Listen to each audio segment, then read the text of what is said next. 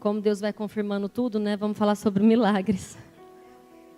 Quem acha que acabou de receber um milagre nessa última oração? Amém? Eu vou falar sobre 2 assuntos com relação a milagres. O propósito dos milagres e como acontece um milagre. Então, assim, um milagre não é apenas um derramamento de poder sem sentido. No momento específico que Deus abre os céus, derrama um poder e aquilo acaba. O milagre tem propósito. Tem um porquê dele acontecer. E eu dividi aqui em 3. Ai, meu Deus. Gente, no culto dos jovens, esse negócio me sabotou. Você que está passando, Rony, ou sou eu? É você? Então você vai passando aí para mim. Qual o propósito dos milagres, né? Temos 3 propósitos. Revelar a natureza de Deus, chamar a atenção para a voz de Deus e expor o pecado e levar ao arrependimento. Com relação a revelar a natureza de Deus, pode passando, Rony.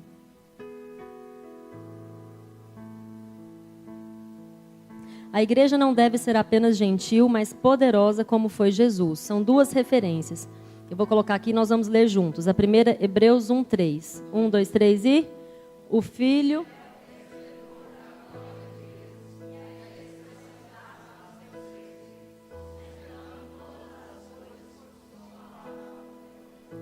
E a outra, Mateus 4:23. E percorria...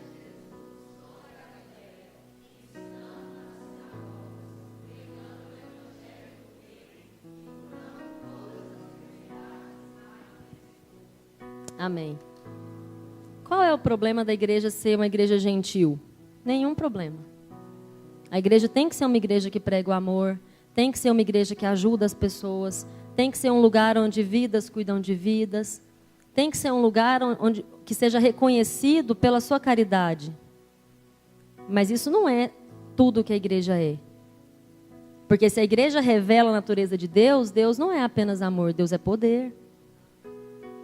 Em Hebreus fala que o Filho é o resplendor da glória de Deus, a expressão exata do seu ser e sustenta todas as coisas por meio de sua palavra poderosa. Jesus é o nosso maior exemplo, é o exemplo para a igreja. Ele tem uma palavra poderosa e ele percorria todos os lugares durante o ministério, curando as enfermidades e males entre o povo. Se a gente dá testemunho apenas da gentileza e do amor de Deus, nosso testemunho é parcial. Cadê o testemunho do poder de Deus? Cadê o poder de Deus na igreja? Porque gentis, os centros espíritas também são. A Madre Teresa, o São Francisco também foram. Eu aposto com você que você tem pessoas na sua própria família que não conhecem o Senhor, não professam a fé e são extremamente caridosas. E fazem o bem e procuram pessoas para ajudar e estão o tempo inteiro dividindo o que tem e compartilhando o que tem. A humanidade é capaz disso. Mas cadê o poder da igreja? Cadê a palavra poderosa da igreja? Cadê as curas acontecendo no meio da igreja? O milagre vem para revelar a natureza de Deus. Que natureza? Uma natureza de amor? Não, a natureza do poder. Quando você ama o próximo como a ti mesmo, você está revelando o amor de Deus. O milagre, quando você ora, Deus te usa e acontece uma cura, você está revelando o poder de Deus. A igreja tem que ser conhecida pelo seu amor? Sim, mas também tem que ser conhecida pelo seu poder. A igreja tem que ter uma resposta para as impossibilidades do mundo. Senão a igreja vai se assemelhar a qualquer ONG, a qualquer trabalho voluntário de pessoas que se ajuntam para ajudar outras pessoas. Isso não é o que a igreja é. Quando a Bíblia diz para a gente amar o próximo como a nós mesmos, o que você entende que seja isso? Dar um dinheiro para o próximo? Passar um tempo com o próximo? Como é que você ama o próximo doente? Como é que você ama o próximo que está numa situação de doença tão grave que os médicos desenganaram ele? Como é que ama esse próximo? Ele não quer seu dinheiro. Ele não quer o seu tempo. Ele quer o poder de Deus na sua vida. Então você ama esse próximo se purificando.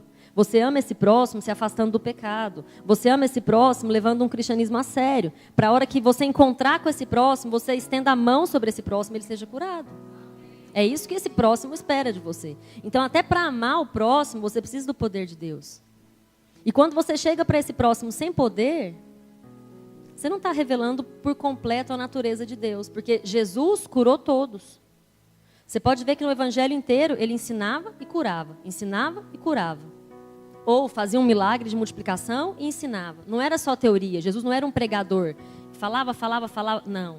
As pessoas esbarravam com ele, ou elas comiam e não tinha de onde ter saído aquela comida, ou elas eram curadas, ou elas presenciaram outras sendo curadas.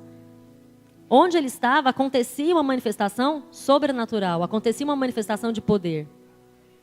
Então a igreja, para seguir o exemplo de Jesus, precisa revelar a natureza de Deus através dos milagres.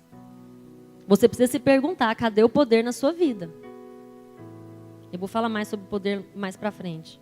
Pode passar, Rony. Ainda sobre revelar a natureza de Deus, nós devemos testemunhar os milagres do Senhor. Pode passar mais, Rony. Eu tenho certeza que algum milagre, menor ou maior, o Senhor já fez na sua vida. Eu não tenho certeza se você já testemunhou. Não precisa vir aqui pegar o microfone, testemunhar no seu próprio ambiente. Falar, para atribuir a autoria, dizer para as pessoas que aquilo que aconteceu foi Deus que fez. Não foi sorte, não foi o médico, não foi o acaso, foi Deus. Porque antes de acontecer, era impossível, né? Depois que aconteceu, passou a ser sorte. É assim que a gente trata os milagres de Deus. Mas não, nós precisamos testemunhar os milagres do Senhor. Em Josué 4, se você quiser abrir, você pode abrir. Se você quiser ler aqui, está pequenininho. Vamos abrir que é mais fácil, né? Josué 4, do 1 ao 7. Fala sobre a abertura do Rio Jordão. Eu vou lendo, vocês vão seguindo aí, né? Ou aí ou aqui. Quando todo o povo acabou de atravessar o Jordão, Yahvé voltou a falar com Josué e lhe ordenou: escolhei 12 homens dentre o povo, um homem de cada tribo, e ordenai-lhes: tomai daqui, do meio do Jordão, do lugar onde os sacerdotes detiveram e pousaram os seus pés, 12 pedras, e carregai-as convosco e depositai-as no lugar onde acampareis esta noite. Josué então convocou os 12 homens que escolhera dentre os filhos de Israel, um de cada tribo, e lhes ordenou: passai adiante da arca de Yahvé vosso Deus até o meio do Jordão. E cada um levante sobre o ombro uma pedra, de acordo com o número de tribos dos israelitas, para que seja um sinal no meio de vós, quando amanhã vossos filhos vos perguntarem: que significam para vós essas pedras? Então lhes testemunhareis, é que as águas do Jordão dividiram-se diante da arca da aliança de Yahvé. À sua passagem cingiram-se as águas do Jordão. Estas pedras serão para sempre um memorial para os filhos de Israel. O que acontece aqui? Josué abre o Rio Jordão, que é uma passagem, eu acho até mais bonita do que quando Moisés abriu o Mar Vermelho, e eles passam.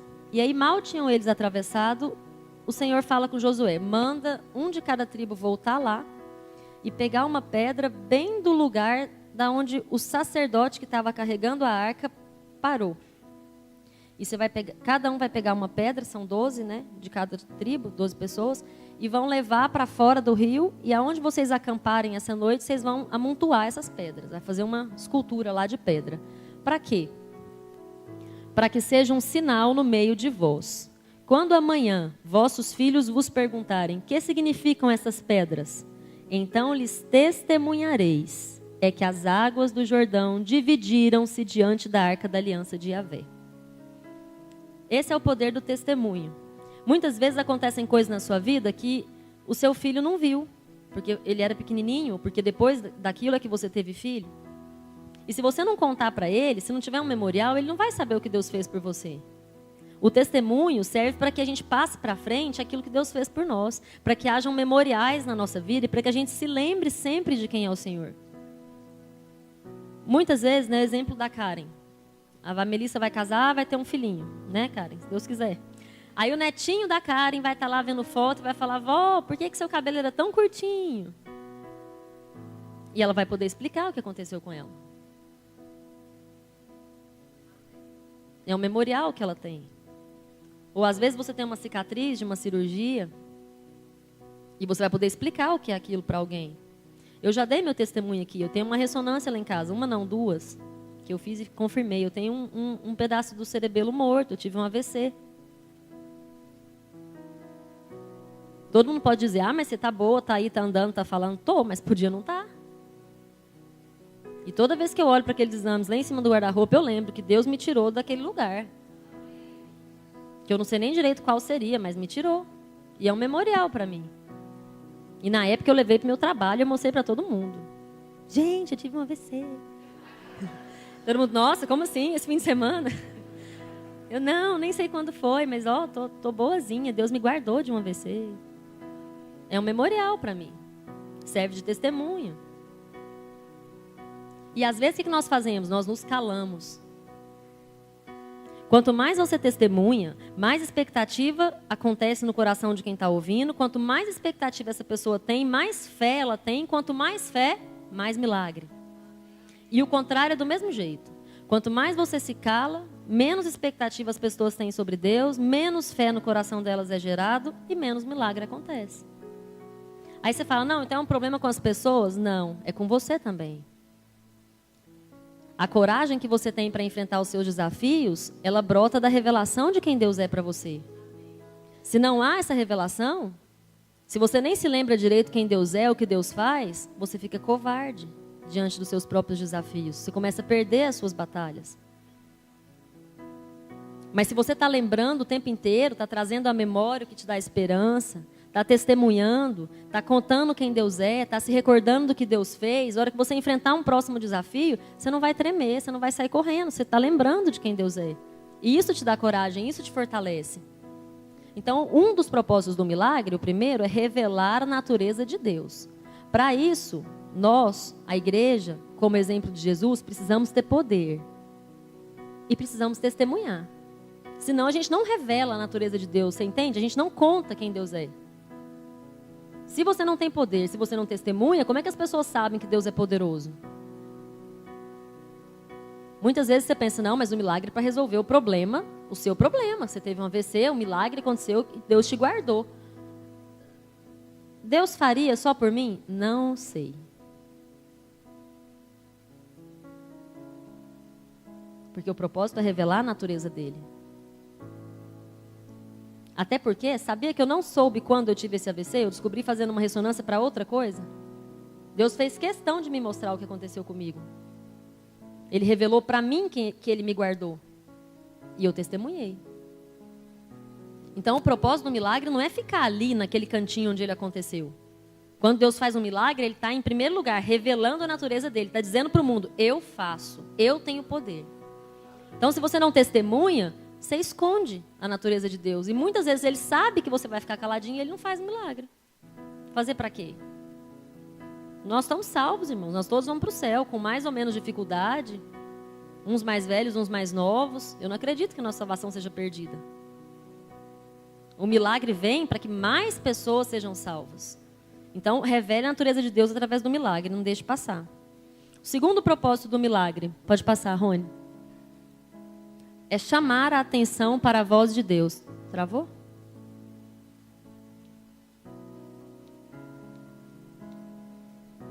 Chamar a atenção para a voz de Deus. Ixi, agora foi tudo.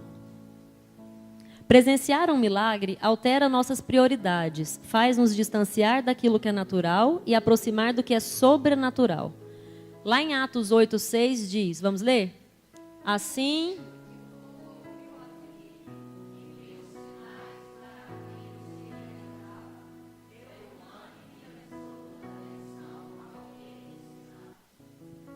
Exatamente. Às vezes Deus quer falar alguma coisa, e aí vem o pregador, vem o profeta, vem a sua mãe, seu vizinho, seu marido, e você não dá muita atenção. A pessoa está falando algo de Deus para você, como tantas vezes acontece aqui na igreja, na hora do louvor, na hora da pregação, e você não dá tanta atenção. Mas se essa pessoa que está falando fizer um milagre na sua frente, aí eu tenho certeza que você para ouvir o que ela está dizendo. E foi exatamente o que aconteceu com Filipe. Assim que o povo ouviu a Filipe e viu os sinais que ele realizou, começou a prestar atenção no que ele ensinava. Então, o segundo propósito do milagre é chamar a atenção para a voz de Deus. Não espere que Deus vá fazer um milagre lá no seu banheiro, que ninguém veja, que ninguém escute, nananã, que você não conte para ninguém, que saia transformado e quietinho. Porque quando Deus faz, Ele quer mostrar quem Ele é e Ele quer chamar atenção para a voz dEle. Por isso que às vezes as pessoas falam assim, mas por que Deus não faz um milagre lá na minha casa? Por que eu tenho que ir na igreja? Por que tem que ser no meio de todo mundo?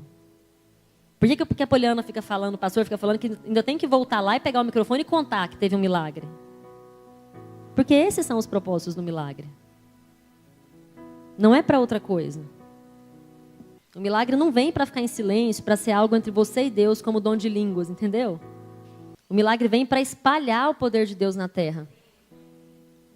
Então, toda vez que você tiver a oportunidade de falar com alguém, falar de Deus para alguém, não perca a oportunidade de orar por um milagre. Se você souber que ele está desempregado, que ele está doente, que ele está divorciando, que ele está qualquer coisa, você prega, mas antes de pregar, fala, deixa eu orar pela sua situação, porque Deus vai mudar. E já começa orando. E depois você fala, você prega. Porque teologia, irmão, se teologia convertesse as pessoas, estava todo mundo sendo convertido com um livro.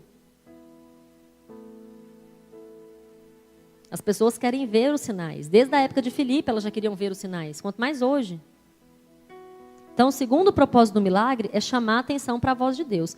Toda vez que você estiver assistindo a algum culto e alguém for testemunhar um milagre, preste atenção. Deus está querendo falar com você. Ele está falando, olha, eu fiz isso para falar com você. Eu curei a Poliana, guardei do AVC para falar com você. Eu curei a Karen para quando ela pegar o microfone, ela falar de mim para você.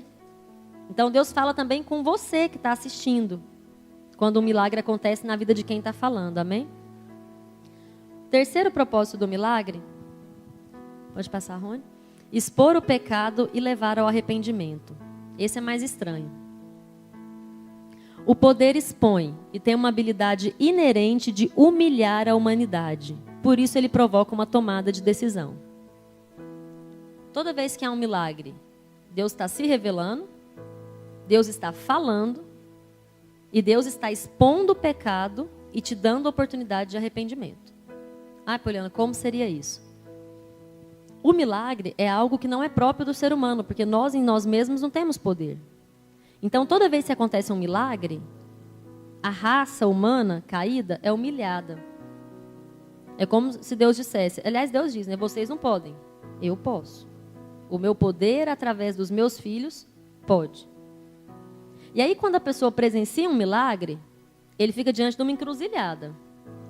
Ou ele acredita que é Deus e que tem o poder, ou ele acha que é fake, igual aqueles programas de televisão antigos, que a gente ouve dizer que pagavam as pessoas para ir lá, né, falar que eram aleijadas, depois não eram, tá?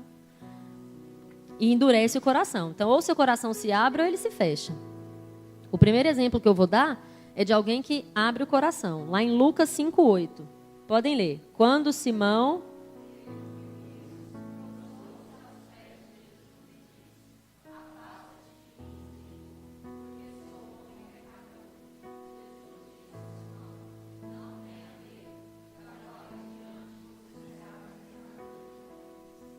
Amém. Nesse versículo aqui, quando Simão viu o quê? É aquela passagem que ele tentou pescar a noite inteira e não pegou nada. Aí Jesus vai e fala para ele, lança a rede ali. Onde ele já tinha lançado diversas vezes, né? Mas ele vai caladinho e lança. E aí pega aquele tanto de peixe que tem que chamar outros barcos. Então, quando ele vê esse milagre, quando Pedro vê esse milagre, o que ele fala? Afasta-te de mim, Senhor, porque sou um homem pecador. Você não imaginou que ele falaria, oba, muito peixe, uau, o Senhor é bom mesmo, onde que eu vou lançar a rede amanhã, tal? Não. Ele fala, afasta-te de mim, porque sou um homem pecador. Por quê? Porque o poder humilha. O poder coloca Deus no lugar dele e a gente no nosso lugar.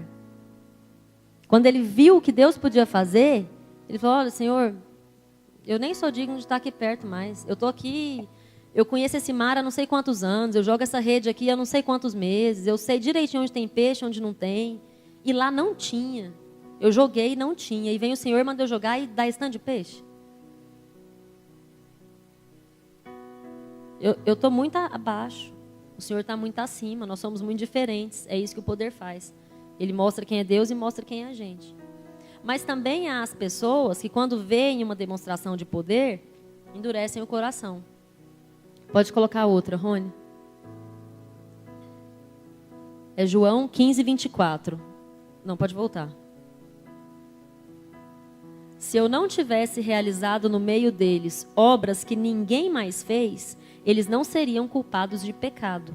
Mas agora eles viram e odiaram a mim e a meu Pai. Isso é Jesus falando de uma das cidades por onde ele passou. E ele fala o quê? Se eu não tivesse feito milagre lá, e não é qualquer milagre, mas coisa que ninguém mais fez, eu não poderia culpar esse povo. Mas eles viram, eu fiz os milagres, eles viram e eles me odiaram. Quem é esse povo? Os fariseus. Quanto mais Jesus curava, quanto mais Jesus expulsava demônio, quanto mais libertação, mais ódio eles tinham de Jesus. Mais eles queriam dar um jeito de dizer que aquilo não era certo. Como pode, não? Um milagre ser errado, né? Não, hoje, sábado, não pode. O Senhor espera até segunda para curar esse povo. Eles davam um jeito de querer dizer que estava errado, que era fake, que tinha ficado pior. A pessoa estava liberta, a mulher tinha um espírito de adivinhação, era curada, a pessoa que ganhava dinheiro com ela adivinhando lá ficava triste. Eles davam um jeito de dizer que o milagre, que aquilo era errado. Eles fecharam o coração. Então, um dos propósitos do milagre é expor o pecado e levar ao arrependimento. Mas nem sempre esse arrependimento acontece. Se você fecha o seu coração, o milagre não te alcança. Você assiste a demonstração de poder de Deus, mas aquilo você não faz como Pedro. Você não entende ainda quem é Deus. Quer outro exemplo? Faraó. Faraó foi vendo tudo dando errado. Moisés falava, vai acontecer isso. Pá, acontecia. Ele odiava. Vai acontecer aquilo. Pá, acontecia. Ele odiava o dobro. E ele foi fechando o coração. Gente, o que mais que ele queria? Morreram os primogênitos, inclusive dele.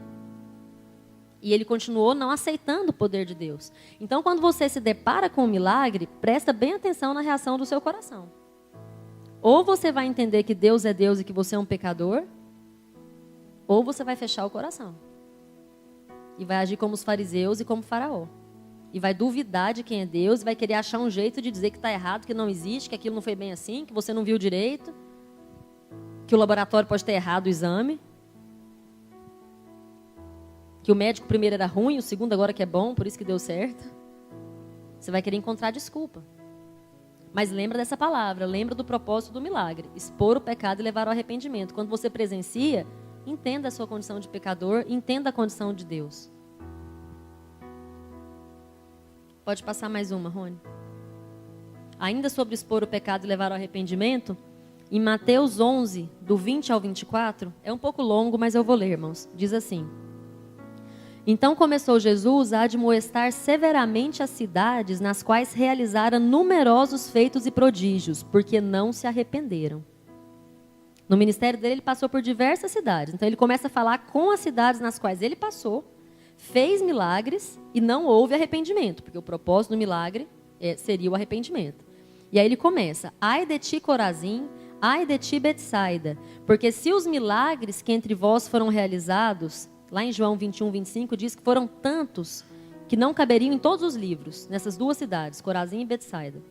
Se os milagres que em vós foram realizados tivessem sido feitos em Tiro e em Sidom, há muito elas teriam se arrependido, vestido roupas de saco e cobrindo-se de cinzas. Irmãos, Tiro e Sidom eram aquelas cidades da idolatria cega. Lembra do deus Moloque? Todo mundo conhece essa história?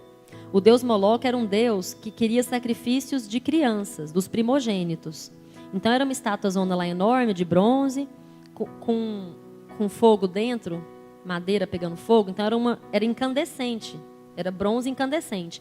E os pais iam e colocavam seus filhos primogênitos em cima dos braços dessa estátua. E as crianças eram partidas ali e morriam. Tiro e Sidom era a cidade desse tipo de sacrifício.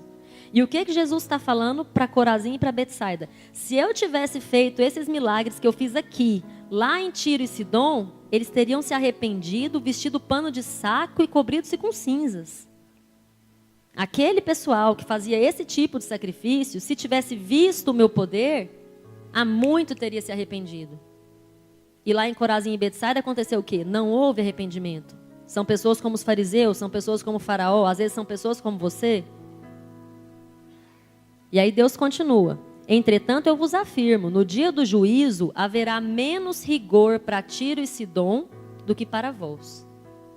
Ou seja, Deus está dizendo que vai pegar mais leve com aquela cidade que as pessoas sacrificavam seus filhos. Gente, quem tem filhos? Eu agora tenho filho. Isso é absurdo de se entender. Nenhum Deus pede o seu filho. Mas ele está dizendo que haverá menos rigor para essas pessoas que assassinaram seus filhos do que para aquelas cidades em que Deus fez tantos milagres e o coração deles se fechou. E aí ele continua. E tu, Cafarnaum, quem lembra? Tem várias passagens de milagres em Cafarnaum. Te arrogas subir aos céus, pois serás lançada no inferno. Se as maravilhas que foram realizadas em ti tivessem sido feitas em Sodoma, quem lembra quem é Sodoma? A cidade do pecado da sensualidade, da homossexualidade, do lesbianismo, da bissexualidade. A cidade em que as filhas ficarem com os pais, como foi com Ló, era normal. Com os pais não, né? Com o pai. E Deus está dizendo, sim, Cafarnaum, para Cafarnaum, se as maravilhas que foram realizadas em ti tivessem sido realizadas em Sodoma, teria ela permanecido até o dia de hoje. Se aquele povo tivesse visto os milagres de Deus como Cafarnaum viu, eles teriam se arrependido. Então, irmãos, não é de hoje que as pessoas endurecem o coração para os milagres de Deus. Não é de hoje que todo mundo conta uma história antes do milagre e outra depois do milagre. Eu acho que Deus está cansado de fazer e não ter sua glória revelada e não falar o coração de ninguém e de não causar nenhum arrependimento. Então, por isso, não faz. Vai fazer para quê?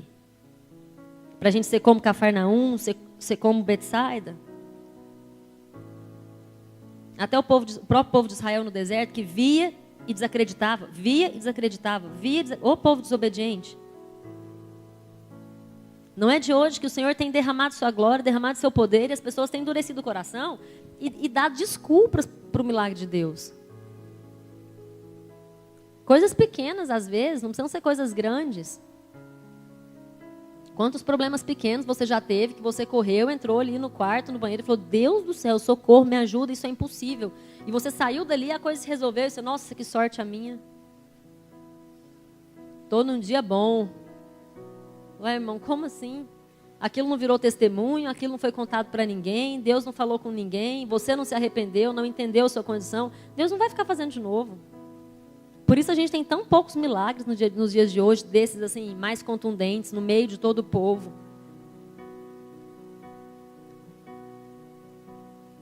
Esses 3 propósitos, eles têm que estar presentes toda vez que você fizer uma oração sobre milagres. Então, quando você estiver precisando de um milagre, começa a oração assim, Senhor, eu creio que o Senhor pode fazer. Se o Senhor fizer, eu vou revelar a sua natureza, eu vou testemunhar o que o Senhor fez. Eu vou falar com as pessoas e depois que eu contar um milagre, eu vou evangelizar. Porque é para chamar atenção para a sua voz, não é só para contar uma história que deu certo.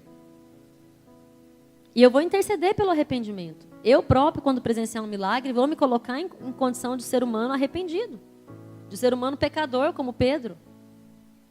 Se você orar com esse direcionamento, os milagres acontecem. Porque esses são os propósitos deles. Se a gente orar do jeito que a gente sempre ora, focado na resolução do nosso problema, acontece muito pouco. Não tem propósito. Deus não quer fazer para ficar lá enterrado na sua história, para ir com você para o túmulo. Deus quer fazer para a glória dele ser espalhada. Amém? O segundo ponto é como são gerados os milagres. Pode passar, Rony. São 2 requisitos só. Fé e poder. Tá aí? Fé e poder. Sobre a fé, pode passar mais um, Rony? Lá em João 5, 19 e 20, diz o seguinte. Retomando a palavra, explanou Jesus. Em verdade vos asseguro que o filho nada pode fazer de si mesmo. Repete. O filho... mas somente pode fazer o que vê o pai fazer, pois o que este fizer, o filho semelhantemente faz. O pai ama o filho e lhe mostra todas as coisas que realiza, e maiores obras do que estas lhe mostrará, para que vos maravilheis. Então, presta atenção. Aqui Jesus está sendo bem claro, dizendo o seguinte, o filho de si mesmo não pode fazer nada. Quem é o filho, irmãos? É ele, está falando dele. O filho de si mesmo não pode fazer nada, senão aquilo que vê o pai fazer. Pois o que esse faz, o filho semelhantemente faz. como que a gente interpreta isso daqui? Jesus ia vivendo o seu ministério, ia caminhando no meio das pessoas, e ele via o pai fazendo alguma coisa. Então ele estava andando aqui, ele via o pastor Eduardo, que estava na cadeira de roda, levantar. Quando ele via, ele falava, levanta. Ele via o pai dele, Deus, fazendo as coisas. Ele é bem claro aqui, ó. O pai lhe mostra todas as coisas que realiza. Ele, de mim eu não posso fazer nada, mas eu faço aquilo que eu vejo meu pai fazer. Jesus tinha uma ligação com o reino espiritual 100%, conectado full time, toda hora. Tudo que ele olhava e que ele via, ele percebia o sentido espiritual daquela realidade. Não era como a gente que vê só em primeiro plano e fica por isso mesmo. Ele tinha um alinhamento tão grande com Deus, e essa é a chave, né? Nós devemos nos alinhar. Ele tinha um relacionamento tão correto com Deus que ele conseguia fazer tudo que ele fazia. Não era uma trapaça, não é porque ele era homem com superpoderes, ele era 100% homem, mas 100% homem alinhado. Então ele via o pai fazer e ele fazia. Era assim que funcionava. Pode passar mais um slide, Rony. Isso aqui a gente está falando da fé. E aí, então, como é que começa o ministério de Jesus? Em João 2:1-5, fala do primeiro milagre que ele fez. No terceiro dia, houve um casamento em Caná da Galileia. Todo mundo conhece, né? A história do primeiro milagre. A mãe de Jesus estava ali, Jesus e seus discípulos também tinham sido convidados. Tendo acabado o vinho, a mãe de Jesus lhe disse, eles não têm mais vinho. Jesus lhe disse, mulher, em que essa tua preocupação tem a ver comigo? Ainda não é chegado a minha hora. Então Jesus começou ali o ministério, ele não tinha feito nenhum milagre. Nenhum. Nada. Não era uma criança que fazia as coisas flutuarem. Nada assim. Ele era normal, ser humano, 100% homem. E aí ele foi num casamento. Chegando nesse casamento, o vinho acabou. A mãe de Jesus não estava organizando o casamento. Ela era convidada. E Maria vira para ele e solta essa. Jesus, acabou o vinho. Nesse momento eu te pergunto, ele viu alguma coisa? Por quê? Porque ele responde para ela, que tem eu com isso? Por que você está preocupado me contando isso? Ainda não é chegada a minha hora. Que hora? A hora de começar a fazer milagres. De ser conhecido como um operador de milagres. Não era a hora dele. Pode passar mais 2, Rony. Mais um. Aí no versículo 6, ele começa a dizer, ele começa a fazer o milagre. Tinham 6 jarros de pedra, e Jesus diz aos serviçais, enchei os jarros com água. Encheram até a borda, e então levaram para o mestre provar, e era vinho. Ou seja, no versículo de 1-4, quando ela explica para ele a preocupação e o problema, ele fala, não tem nada com isso, não é chegada a minha hora, não estou vendo o pai fazer nada, estou aqui sentado, convidado, de boa, não tem nada a ver com isso. Pula um versículo que é o 5, chega no 6, ele começa a fazer o milagre. Ele manda os serviçais encherem uns jarros que estavam lá com água. Vocês acham que ele estava assim, com Maria, uma questão de cronômetro? Não é chegada a minha hora. 5, 4, 3. Vamos encher o jarro. Não era, né? Não era isso. O Rony pulou ali o versículo 5, rapidão. O que está no versículo 5? No versículo 4, ele diz para ela que não tem nada a ver com ele, que não é chegada a hora. No versículo 6, ele manda encher os jarros com água. O que está no 5? Volta lá, Rony, pessoal ver. Vamos ler? Sua mãe... Não, está muito feio. 1, 2, 3 e...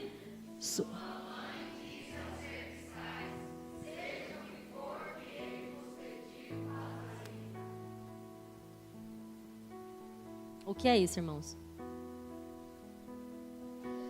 A letra A lá, ó. Fé. Ela fala com ele.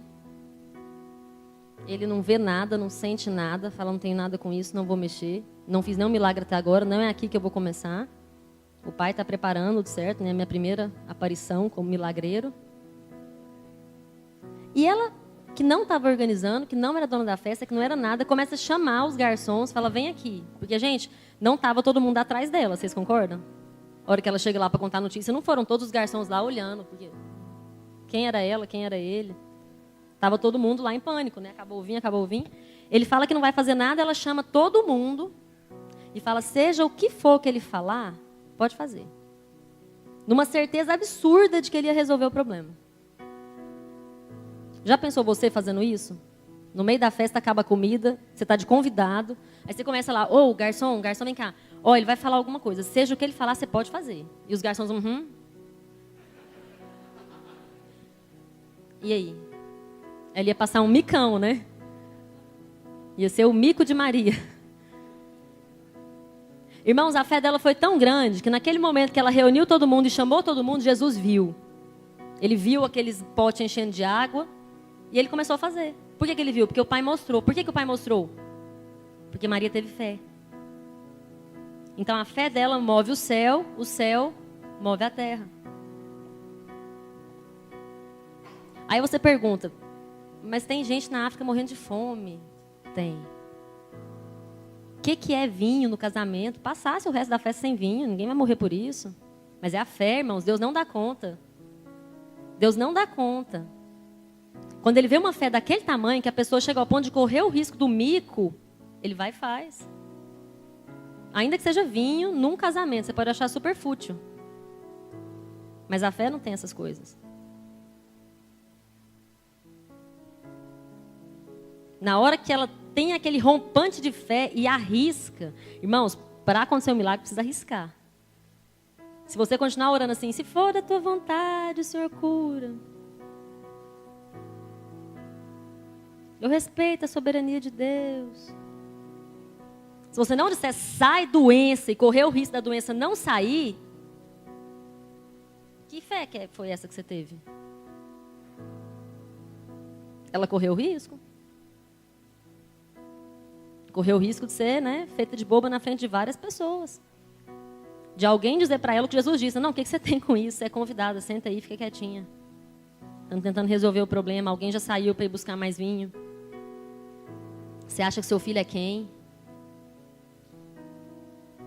Então é fé. O primeiro passo para gerar o milagre é pela fé. E o contrário também é verdadeiro. Pode passar, Rony. Marcos 6, do 1 ao 6. Então partiu Jesus para sua terra natal, na companhia dos seus discípulos. Com a chegada do sábado, começou a ensinar na sinagoga, e muitos dos que o escutavam ficavam admirados e exclamavam, de onde lhe vem tudo isso? Que sabedoria é essa que lhe foi outorgada? Não é esse o carpinteiro, filho de Maria, irmão de Tiago, José, Judas e Simão? Não convivem conosco suas irmãs? Ficaram escandalizados por causa dele. Jesus lhes afirmou, somente em sua própria terra, junto aos seus parentes, em sua própria casa, é que um profeta não é devidamente honrado. E por isso não podia realizar ali nenhum milagre, com exceção feita a alguns doentes que ao impor de suas mãos foram curados. Perplexo com a falta de fé por parte dos seus, passou a percorrer os povos vizinhos e os ensinava. É difícil, né? O que está acontecendo aqui? Jesus lá na sua terra natal, curando, ensinando no templo. As pessoas começaram a dizer o quê? Ué, mas não é o filho de Maria? O carpinteiro, irmão do fulano, irmão da ciclana, estava aqui todo dia. O que ele está fazendo? Do que é isso que ele está falando agora? Não, isso é... Conheço ele não é nada de filho de Deus, não. Ó. E ele se condói, né? Fala com todos, somente ele faz um desabafo, somente na sua terra natal, na sua casa, junto com os seus, um profeta não é devidamente tratado. E ele é que se escandaliza, fica perplexo com a falta de fé daquele povo, mas o mais importante é, ele pôde realizar somente alguns milagres. No ambiente de incredulidade, irmãos, nem que Deus queira, ele não consegue. Da mesma forma que quando vem a fé, Deus não aguenta, com a falta de fé, num ambiente de descrença, num ambiente em que seu coração está com os dois pés para trás, está completamente desconfiado, o pastor fala, vem aqui na frente. Vai começar. Ora, acontece nada. Deus não faz. Se você tem esse pensamento, era melhor que você nem estivesse aqui, porque se aqui tivesse um ambiente de fé, acontecia. Mas aí a gente tem meia dúzia de pessoas crendo e 60 pessoas assim, você faz é atrapalhar o derramamento de poder. Jesus, que era Jesus, ó, a Bíblia é clara. Por isso, não podia realizar ali nenhum milagre. Por isso o quê? Pela falta de fé. Então, são só 2 elementos para o milagre. O primeiro é a fé. A falta de fé atrapalha. E o segundo é o poder. Pode passar também, Rony. Já é o último tópico. Os discípulos estiveram com Jesus durante todo o ministério dele, contemplando diariamente o sobrenatural. Porém, Jesus ordenou-lhes que esperassem pelo batismo com o Espírito Santo em Jerusalém. Vamos ler juntos? Atos do 1, do 4 ao 5. Certa ocasião...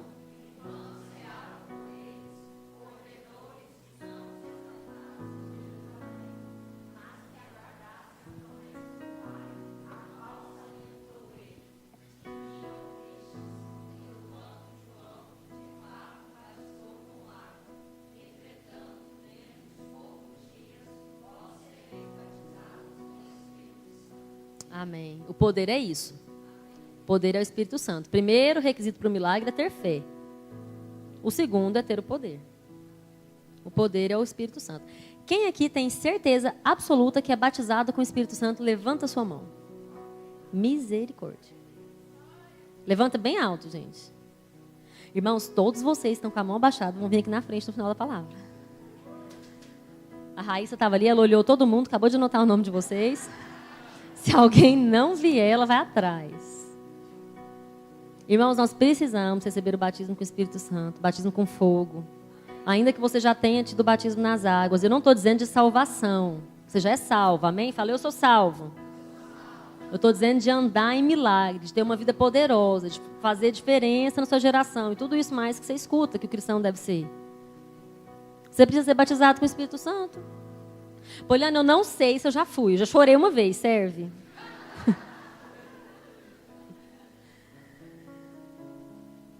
Um dos sinais mais importantes que a Bíblia fala é o dom de línguas, que é o primeiro dom. É o mais simples, porque ele edifica só você. Mas ele é um sinal do batismo com o Espírito Santo. Se você não sabe, você acabou de entrar na lista da Raíssa. Você vai vir aqui na frente também. Você precisa desse poder. O poder de Deus, muita gente pensa assim, você já viu aqueles irmãos, os profetas, né? Que tem dons de cura, dons de profecia. O povo pensa que eles têm o poder de Deus, que é tipo de videogame. Que joga assim, né? Que o negócio sai e tal. Na hora que ele quer, ele faz ragadum, pá, sai. Poder. Não. Tem um olho aqui. Não é assim. Você não controla o poder de Deus, é o contrário. O poder de Deus controla você. Você não usa na hora que você quer. Deus te usa na hora que Ele quer. Então, o que você pode fazer? Qual que é a sua parte nisso? Guardar a sua santificação, sua busca, sua vida com Deus, ser batizado pelo Espírito Santo, continuar nesse relacionamento, porque é um relacionamento. Se você parar de falar com Ele, não tem mais relacionamento. A mesma coisa acontece se você parar de falar com qualquer familiar seu. Então, se você parar de orar, se você parar de se consagrar, se você parar de passar tempo conversando com Ele, acaba o relacionamento. Então, guarda o relacionamento e espera. Toda vez que você se encontrar diante de uma situação de impossibilidade, como Maria, o vinho acabou. Aí você fala, Deus, não é agora? Vamos, não vamos? Me mostra alguma coisa? Devorar, não devorar? E Deus vai impulsionando seu coração. E muitas vezes você fica assim, né? Deus fala assim, Isso é de mim mesma. Teve um dia que no louvor que eu falei uma coisa que Deus mandou eu falar e não apareceu ninguém. Aí eu sentei ali depois do louvor e falei, Deus, seguinte. Se essa pessoa está aqui, ela vai vir falar comigo até o final do escudo, senão eu não falo mais nada. Não vou falar mais. Ficar aqui passando mico na igreja? Eu paro a música. Para a banda é super difícil ficar nesse stand-by assim, que não está cantando nada, sabe? Eles não sabem nem o que faz direito. Eu paro tudo e falo, irmãos, ó. Você que está assim, assim, assim, não aparece ninguém. Uai, então eu devia ficar cantando, que era melhor. Estava, né? Abençoando os irmãos com a música. Pois vieram 2 pessoas, irmãos. Mesmo eu tendo essa cara difícil assim, elas chegaram em minha irmã. Era eu. Falei, então por que você não foi lá? Eu fiquei com vergonha. Falei, e eu? Se você ficou com vergonha, e eu? Como que eu não fiquei? Eu tive vontade de falar, não quero mais fazer isso, não. Então, às vezes, Deus fala com você e você fica assim, não vou falar isso, não. Não vou, porque não vai aparecer ninguém. Ninguém vai lá, ninguém vai lá. Ninguém... Irmão, às vezes não aparece ninguém. Não significa que não tinha ninguém. A pessoa só não foi. Você tem que ter esse poder. Ele vai impulsionando você. É o que aconteceu. Quando Maria teve aquela fé, Jesus, acho que o olho dele fez assim, ó, tum, nos jarros que estavam vazios lá. Ele falou, ó, vamos encher de água ali. Quando você tem o Espírito, quando você está andando em comunhão, Deus te mostra. Não é uma visão, irmãos. Não fica esperando abrir uma tela LED, assim, você começar a ver um negócio e tal. E aí, não. Você vai ter uma sensação, você vai ter um sentimento. A gente que está ministrando louvor, você está cantando aqui, de repente você vai cantando e Deus vai levando você a cantar alguma coisa que é diferente. Para uma pessoa que está oprimida, para uma pessoa que às vezes está doente. É muito sensível. Mas é igual um relacionamento com qualquer coisa, qualquer pessoa. Quanto mais você vai se relacionando, mais você começa a perceber. Mais você vai tendo certeza de quando o Espírito, que é o poder de Deus, está te impulsionando a orar por alguém, a fazer algo. Teve uma época que eu estava estudando muito sobre milagres. Todo mundo que eu via no supermercado de cadeira de roda, eu queria orar. Sabe por quantos que eu orei? Nenhum. Não tive coragem de chegar em nenhum. Teve uma vez que eu cheguei no carro, não, vou voltar lá. Hoje eu oro por essa. A hora que eu voltei, eu cacei a mulher do supermercado inteira, ela não estava mais lá. Aí Deus falou, né? Eu senti assim, né? Covarde, né? A hora você não foi, agora esperar a próxima. E eu não tinha coragem de orar por ninguém. Eu passava perto da pessoa, não ia, voltava, não ia, não fazia nada, ficava na minha, quietinha. Eu tô com uma tia internada no hospital esses dias, né? E minha mãe falou assim, você não vai lá orar? Eu falei, vou. Aí no que eu falei vou, a minha prima, filha dela e meu avô falaram, nós vamos também. Eu falei, ixi. Pensei que era uma pessoa na sala, né? Vou orar na frente da minha prima, do meu avô. Falei, vou orar baixinho. Depois pensei, na UTI ela não escuta baixinho.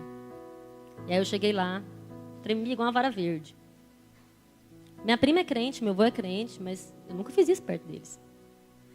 Aí eu peguei na mão da minha tia, conversei, tia, vamos melhorar, tá? Eu não conseguia começar a oração de jeito nenhum. E minha prima, filha dela ali, ficando emocionada, porque ela está UTI, estado grave. Minha prima chorando e tudo, meu avô todo emocionado. Eu, gente, como é que eu oro aqui, meu Deus do céu. Irmãos, eu contei até 3, fechei o olho e fui. Igual piscina gelada. Pá, pulei. Comecei a orar. E fui orando e sentindo assim, pega na cabeça dela, e peguei na cabeça dela e tal, e orei, terminei, estava lá minha prima chorando, meu avô chorando, minha prima fala, amém, mãe. É a Poli que está aqui orando. E ela agora está com traqueostomia, mas ainda estava falando, né? Falou, amém. E está melhorando. Mais de 10 dias de UTI, mas está melhorando. Então, assim, pode passar, Rony? É só um resuminho, pode passar mais. Mais ainda. Em vez de se perguntar e se não der certo, comece a se perguntar e se der. Porque você desenvolve. O relacionamento com o Espírito Santo você desenvolve. Eu tenho feito isso, pode ficar de pé. Agora eu já pergunto para Deus. Deus me fala uma coisa para falar, antes eu falava assim, Deus, e se não vier ninguém? Agora eu já penso, se vier uma pessoa?